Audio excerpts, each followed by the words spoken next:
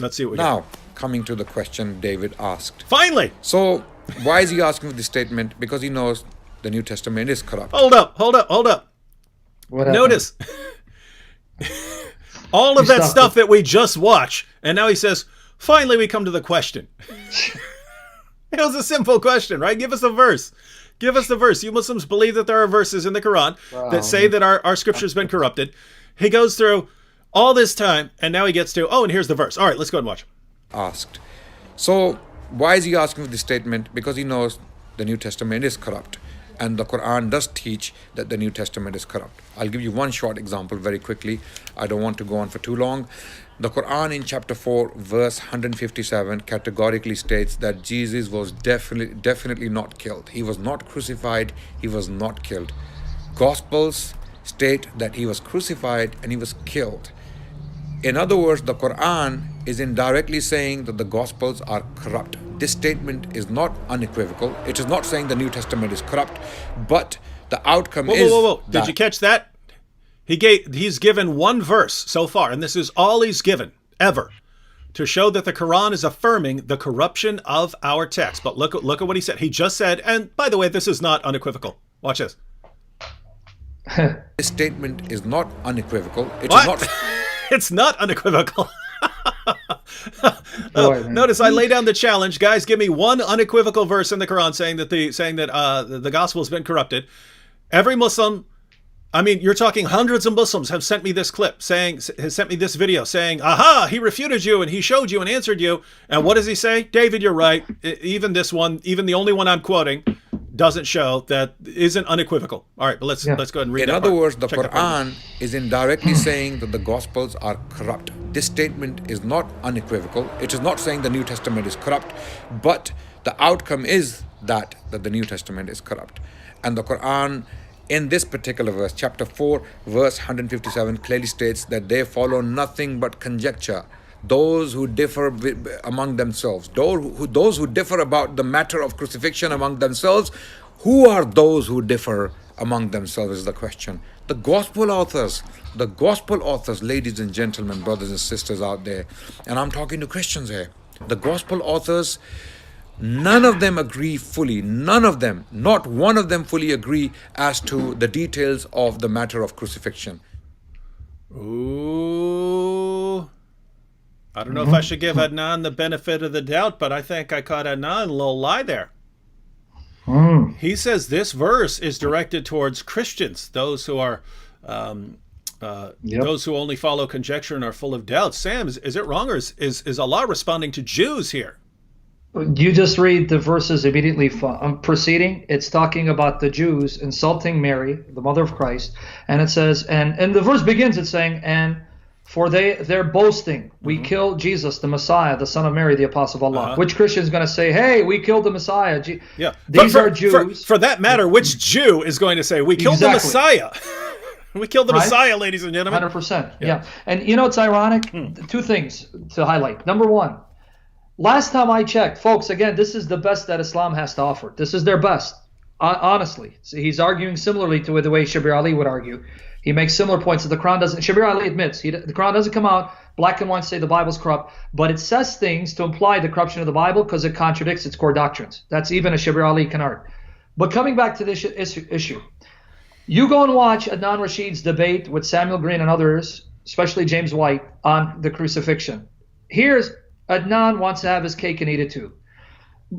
He wants to prove that this passage is implicitly saying the New Testament's corrupt because it denies the crucifixion.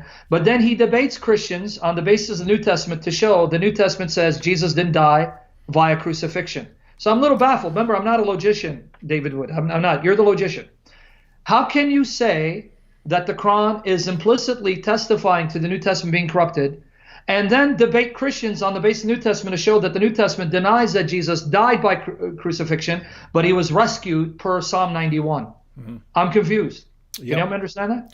I'm confused in all kinds of ways because notice, I mean, look, what he's saying here, in effect, is the Quran contradicts the Bible, therefore the Quran must be saying that the Bible's been corrupted. When our entire point is the author of the Quran has no clue what he's talking about. He doesn't know what's in the Bible.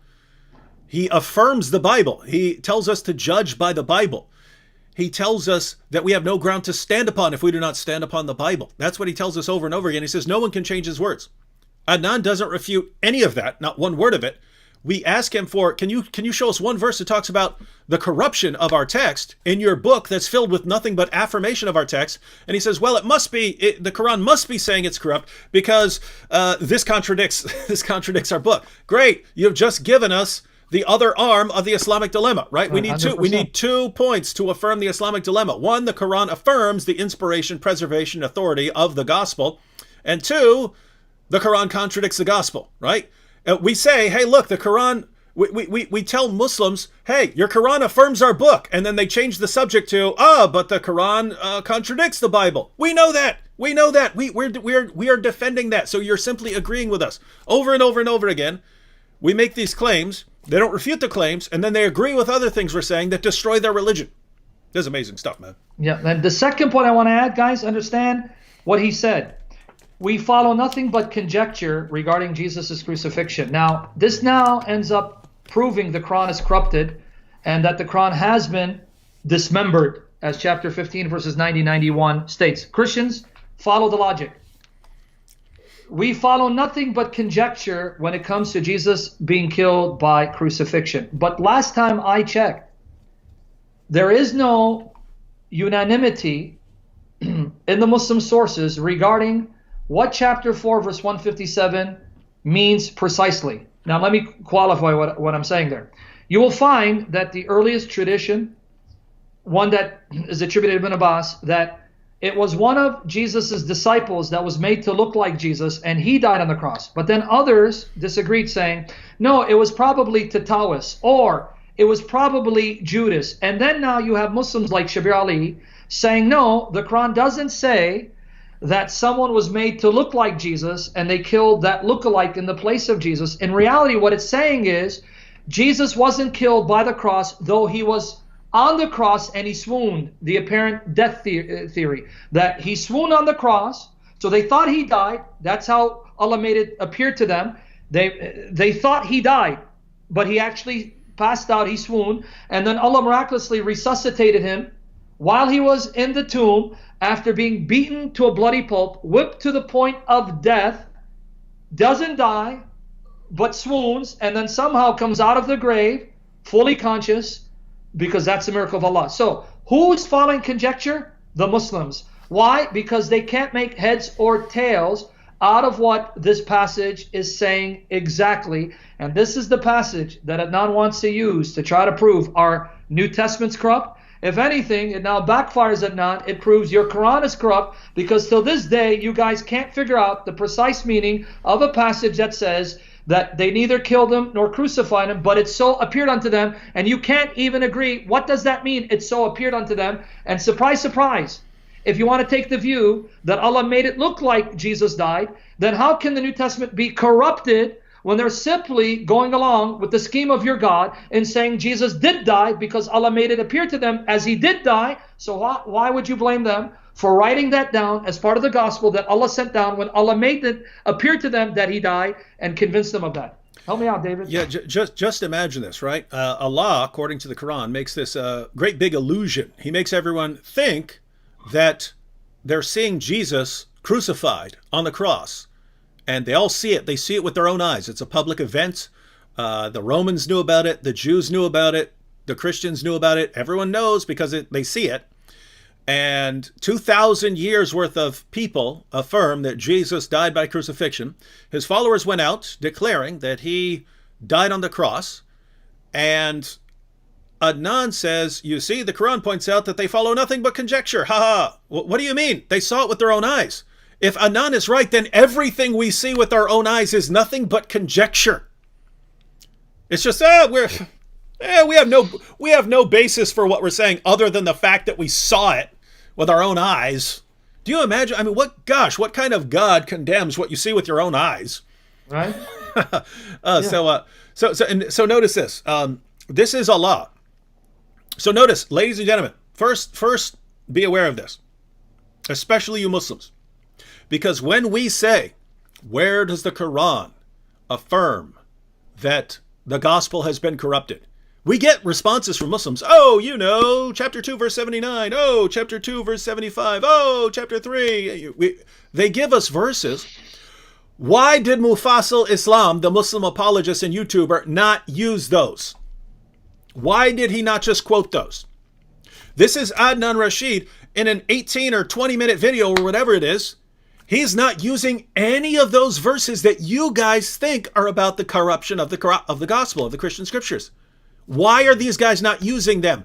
Because these guys know those verses don't mean that. They know that we are familiar with their commentaries and with the literary context and with other things the Quran say. They know that if they quote those, we will obliterate them. That's why they're not using them. That is why they're not using them. Guys, that should make you think. You Muslims who are watching, that should make you stop and think. Wait a minute.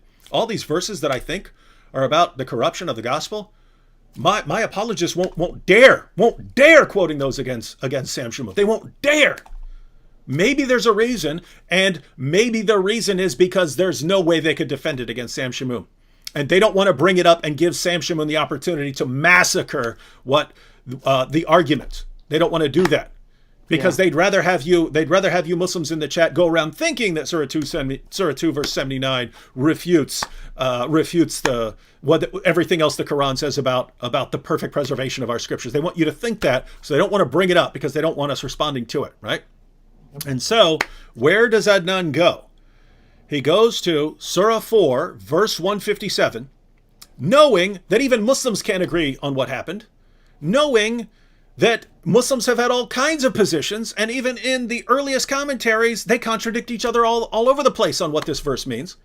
And then he says, you see, dumb Christians, they have nothing but conjecture to follow. Allah, who's responding to Jews who boast. But by the way, you Jews who are watching, you never say this. You never said, aha, yes, we killed Christ, the Messiah, we killed him. Right? Yep. You've never said that, but that's what Allah is accusing you of doing. But Allah responds to your imaginary boasts that you killed the Messiah by saying, you're wrong, you didn't kill him, you didn't crucify him, and you're following nothing but conjecture. Adnan takes that verse, which he knows is directed towards these supposed Jews who are boasting, and he says, what's Allah talking about here? He's talking about Christians and their scriptures.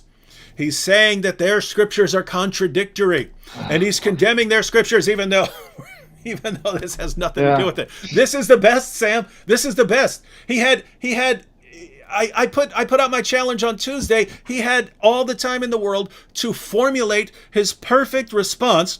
He spends 12 minutes of his video going over nothing that has anything to do with anything, just pretending that belief in the books is not one of the articles of faith, without which you cannot be a Muslim, pretending that it's just inconsequential and irrelevant. And then when he finally gets to actually answering the question, he admits that I'm right. That's right. This is not unequivocal.